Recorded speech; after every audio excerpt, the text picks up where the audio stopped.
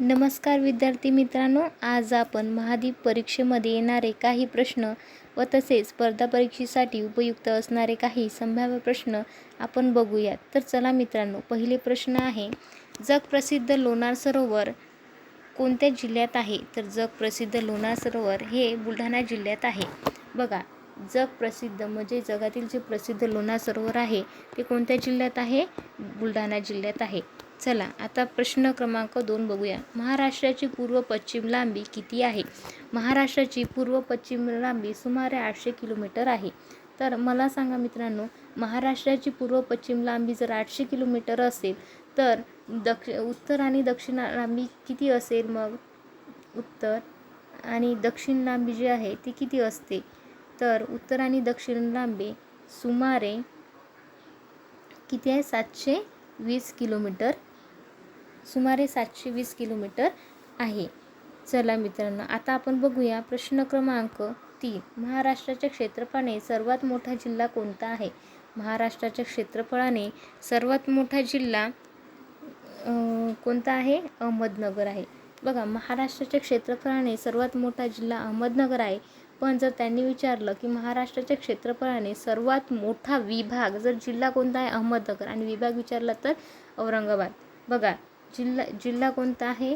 तर अहमदनगर.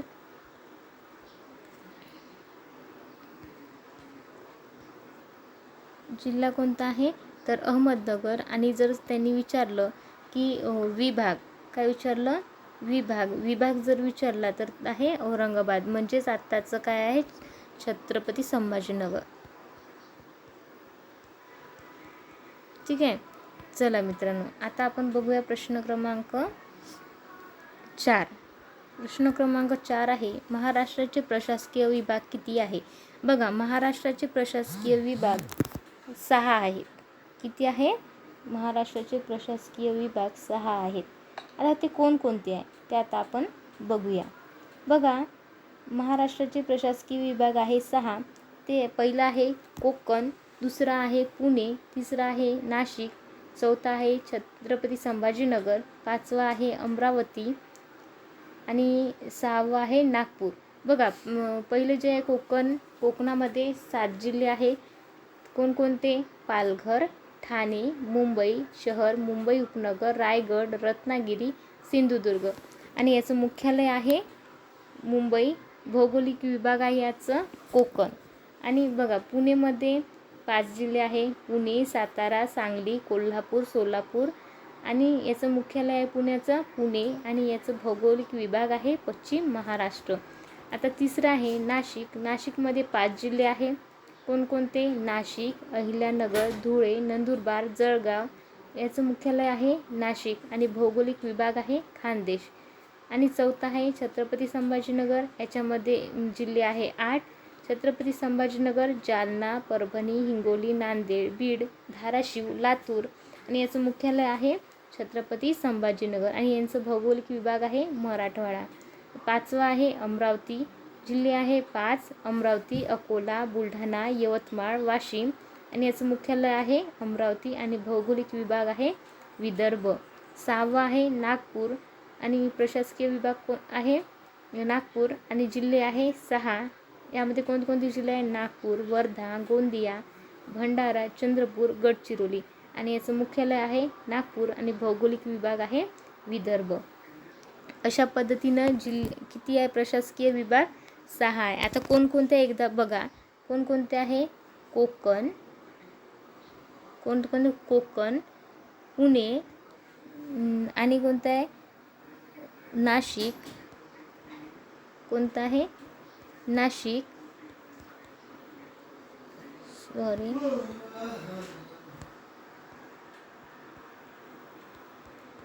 कोणतं आहे? नाशिक, संभाजीनगर, छत्रपती संभाजीनगर, छत्रपती संभाजीनगर. आणि एक आहे अमरावती आणि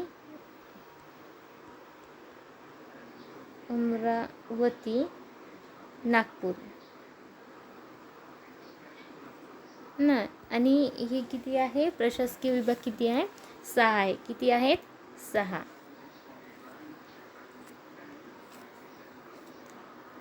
चला आता आपण बघूया प्रश्न क्रमांक 5. महाराष्ट्रातील तलावाचा जिल्हा कोणता आहे? तर महाराष्ट्रातील तलावाचा जिल्हा आहे गोंदिया. कोणता आहे? महाराष्ट्रातील तलावाचा जिल्हा कोणता आहे? तर गोंदिया.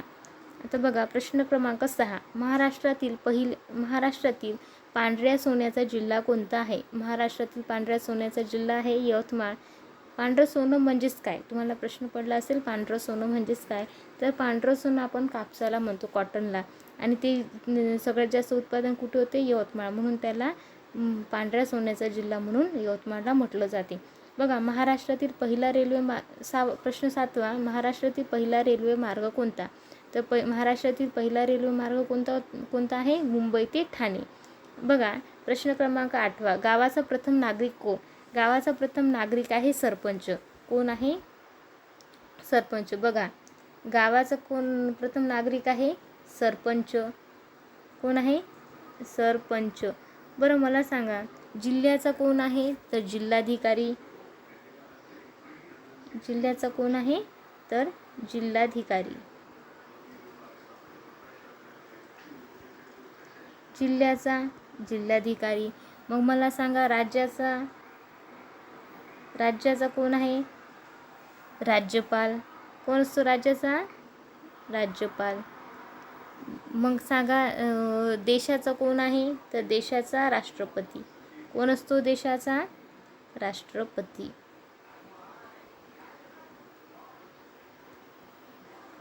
बरं मग आता तुम्हाला प्रश्न पडला असेल की गावाचा सरपंच असतो, जिल्ह्याचा जिल्हाधिकारी असतो, राज्याचा राज्यपाल असतो, देशाचा राष्ट्रपती असतो. तर तुम्हाला असं प्रश्न पडला असेल की मग तालुक्याचा कोण असतो आहे ना? तर तालुक्याचा कोण असतो? कोणीच नसतो. तालुक्याचा प्रथम नागरिक म्हणून संकल्पना वापरली जात नाही. म्हणजे तालुक्याचा प्रथम नागरिक म्हणून असं कधी संबोधलं जात नाही. पण तालुक्याचा प्रशासकीय प्रमुख म्हणून तहसीलदार असतो. ठीक आहे. म्हणजे तालुक्याचा प्रथम नागरिक म्हणून त्याला संबोधलं नाही जात, परंतु तालुक्याचा प्रशासकीय प्रमुख म्हणून तो तहसीलदार असतो. चला आता आपण बघूया पुढचा प्रश्न. प्रश्न क्रमांक 9. राष्ट्रीय ध्वजावर वरच्या भागाला कोणता रंग आहे? आपला जे झेंडा असतो राष्ट्रीय ध्वज, त्याच्या वरच्या भागाला कोणता रंग आहे असं त्यांनी विचारलं. तर त्याच्या वरच्या भागाला कोणता असतो? केशरी.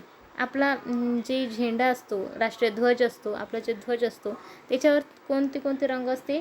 4 रंग असते. कोणकोणते? बघा एक असतो केशरी है ना, आपण त्याला ऑरेंज म्हणतो.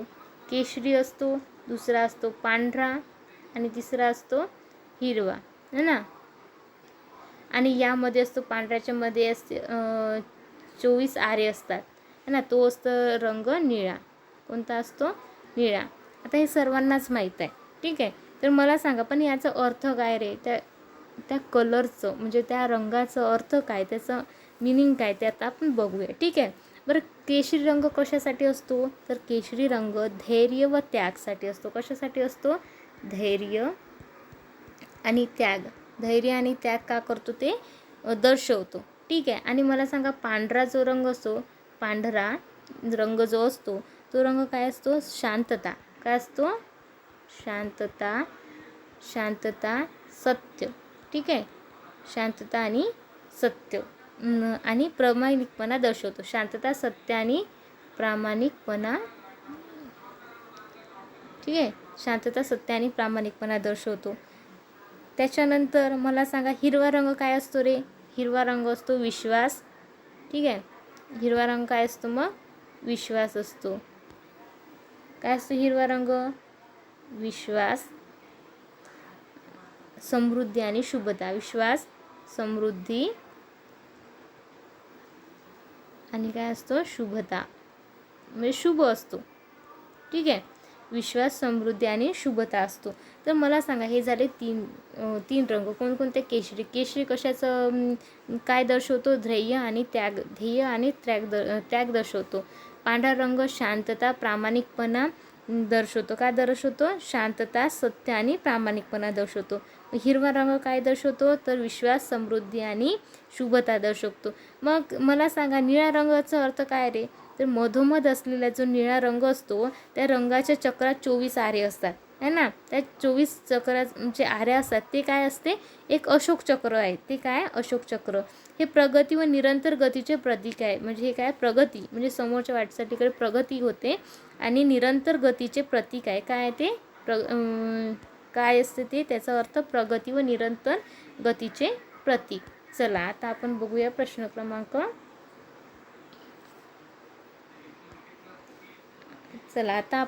प्रश्न क्रमांक 10.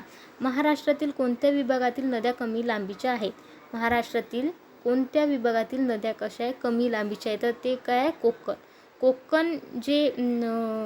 कोकण विभागातली जे नद्या आहेत ते कशा, लांबी त्याची कशी असते, कमी आहे.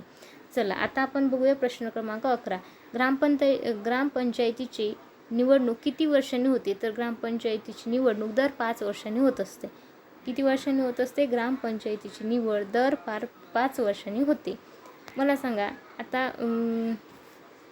बरं ठीक आहे, जाऊ दे. समोरचं क्वेश्चन, प्रश्न क्रमांक 12. महाराष्ट्रातील किती जिल्ह्याला जिल्हा परिषद नाही आहे? मला सांगा, महाराष्ट्रात किती जिल्ह्याला जिल्हा परिषद नाही आहे? तर 2 जिल्ह्याला नाही. किती जिल्ह्याला? 2. आता ते कोणते 2 जिल्हे आहे की ज्याच्यामध्ये जिल्हा परिषद नाही आहे? बघा, पहिलं आहे मुंबई शहर आणि एक आहे मुंबई उपनगर. कोणतं आहे ते? मुंबई शहर. कोणतं शहर? आणि दुसरं आहे मुंबई उपनगर. ठीक आहे, मुंबई उपनगर. ठीक आहे, पहिलं आहे मुंबई शहर आणि दुसरं आहे मुंबई उपनगर. जिल्ह्यात जिल्हा परिषद नाही आहे. ह्या ज्या 2 जिल्हे आहे या जिल्ह्यामध्ये काय नाही आहे, जिल्हा परिषद नाही आहे. त्याचं कारण काय? त्याचं कारण आहे दोन्ही जिल्हे जे आहे ते 100% शहरी जिल्हे आहेत. हे दोन्ही जे जिल्हे आहेत कोणते, मुंबई शहर आणि मुंबई उपनगर, हे दोन्ही जिल्हे काय 100% शहरी जिल्हे आहेत. कसे आहे? 100% शहरी जिल्हे आहेत. आणि त्या जिल्ह्यामध्ये ग्रामीण लोकसंख्या नाही आणि या जिल्ह्यामध्ये काय नाही, तर ग्रामीण लोकसंख्या नाही आहे. त्यामुळे यामध्ये कसं आहे, त्यामुळे ही 2 जे जिल्हे आहेत त्याला जिल्हा परिषद नाही आहे. बघा, महाराष्ट्रात एकूण 36 जिल्हे आहे, हे सर्वांनाच माहीत आहे. महाराष्ट्रात एकूण 36 जिल्हे असले तरी या 2 जिल्ह्यामुळे जिल्हा परिषदाची संख्या 34 आहे. म्हणजे ह्या 2 जिल्ह्यामध्ये जिल्हा परिषद नाहीच आहे.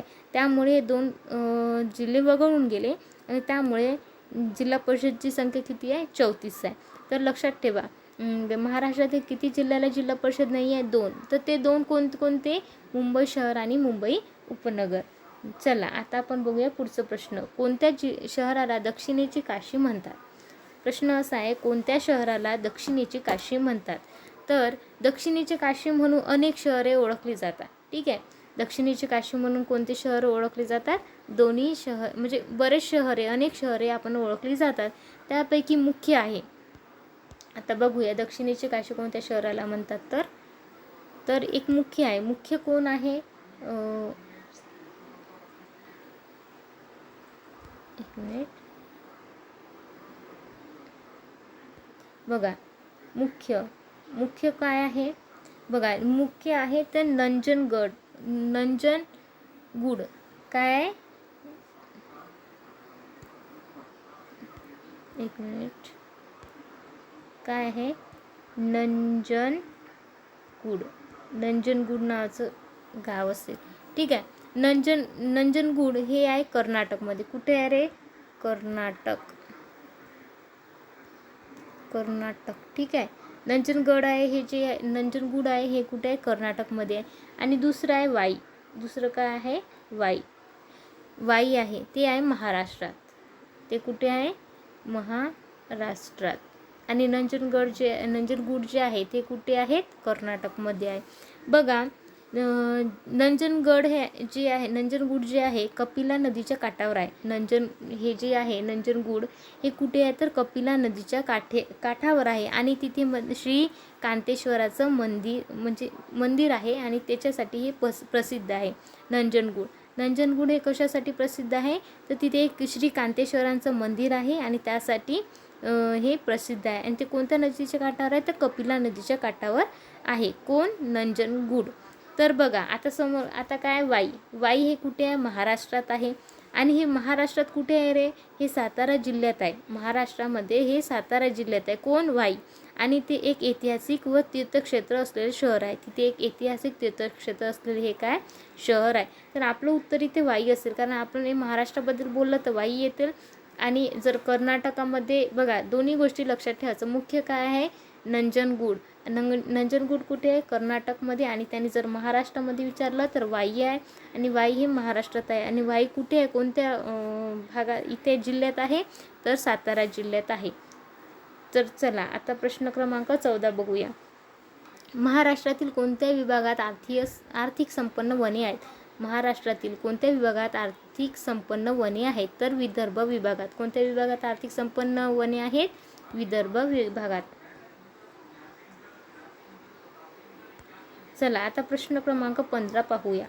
क्रिकेट खेळाच्या संघामध्ये किती खेळाडू असतात. ते सर्वांनाच माहिती आहे. आता क्रिकेट खेळाच्या संघामध्ये किती खेळाडू असतात रे 11. किती खेळाडू असतात 11. तर चला आजचा व्हिडिओ आपण इथेच थांबवू. तुम्हाला व्हिडिओ जर आवडला असतील तर प्लीज लाईक अँड सबस्क्राईब करावे आणि बेल आयकॉनला क्लिक करावे, जेणेकरून तुमच्यापर्यंत माझे व्हिडिओ नेहमी पोहोचत राहील. Thank you so much.